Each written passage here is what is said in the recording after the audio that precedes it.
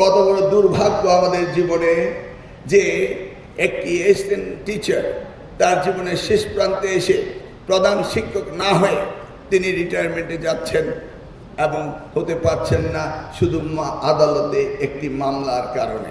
বাচ্চাদের জুতা, মোজা, ব্যাগ, কাপড়, ড্রেস দেওয়া হবে। তিনি চাচ্ছেন আনন্দময় শিক্ষা, বাচ্চারা যেন খেলতে খেলতে শিখতে পারে। আপনারা জানেন স্মার্ট ক্লাসরুম দেওয়া হচ্ছে, শিক্ষকদেরকে সবাইকে একটি করে ট্যাবলেট দেওয়া হবে। এই যে শিক্ষার নতুনভাবে শুরু হবে, সেই জায়গায় আপনাদের অগ্রণী ভূমিকা থাকতে হবে। সকলেই আপনারা সঠিকভাবে ক্লাস পরিদর্শন করবেন।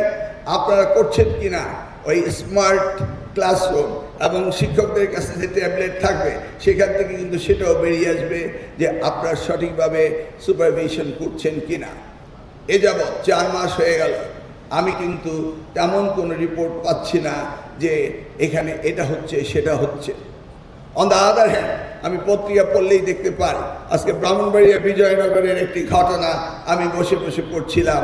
একজন সেখানকার শিক্ষা অফিসার, সে নাকি ইয়ারলি বেসিস ঘোষ নেয়। বুঝতে পেরেছেন তো? মানে এটা কোন সাল? 2026।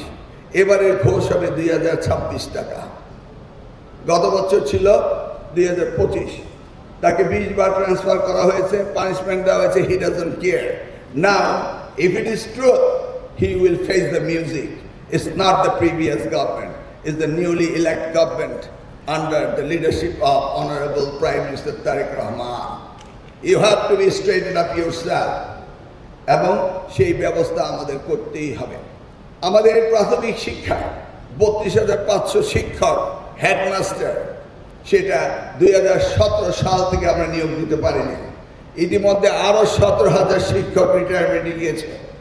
কত বড় দুর্ভাগ্য আমাদের জীবনে যে একটি অ্যাসিস্ট্যান্ট টিচার তার জীবনের শেষ প্রান্তে এসে প্রধান শিক্ষক না হয়ে তিনি রিটায়ারমেন্টে যাচ্ছেন এবং হতে পারছেন না শুধু আদালতে একটি মামলার কারণে।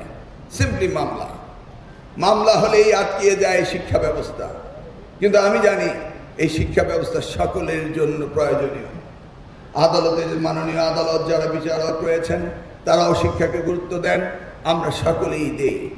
কিন্তু আমি জানি না কোন অবহেলার কারণে, এইভাবে মামলার জটের কারণে শিক্ষক নিয়োগ দিতে পারছি না।